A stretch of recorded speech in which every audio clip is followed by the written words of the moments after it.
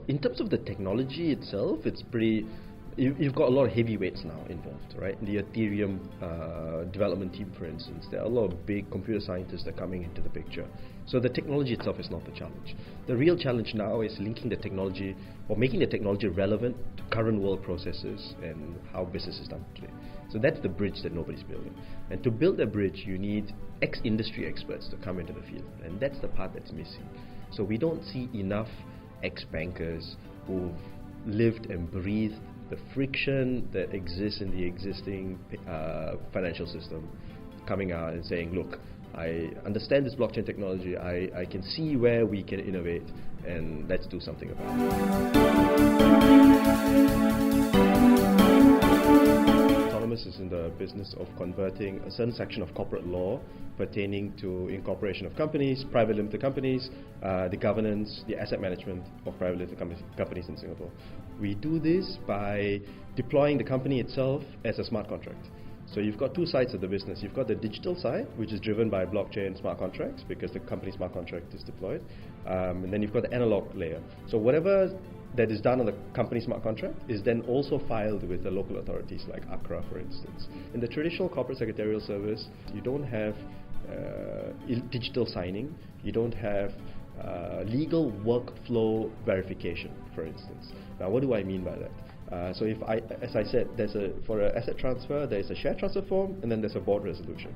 In the real world, what a corporate secretary would have to do is check that the share transfer form was signed first, and then the board resolution is only signed after a valid share transfer form. And furthermore, they need to also ascertain that at the point at which I transfer shares to you, that I actually had those shares in the first place at that point, right? So all these checks usually happen manually in the physical world. Because you can imagine it's just a form at the end of the day that used to be signed. So there's no way for me to say, even if I submit this form to you saying I'm transferring 100,000 shares to you, in the real world I might not have this 100,000 shares. So what does the corporate secretary need to do? She needs to go into ACRA, check that I have those 100,000 shares before accepting that share transfer form as a valid document.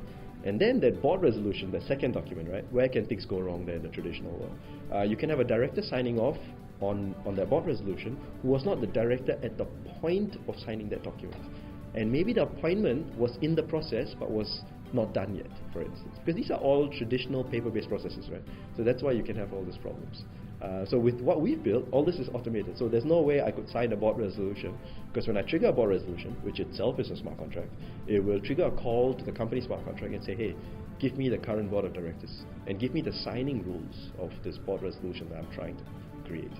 And then you've got basically a secure pipeline, and when that board resolution gets passed, that board resolution gets filed with the company smart contract. Again, all this stuff is exactly how it's done in the real world.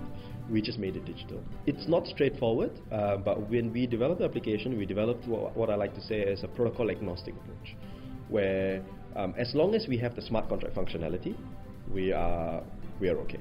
But firstly, getting them on board our platform, right? Because we require them to fill in stuff about themselves when they get invited to the dashboard.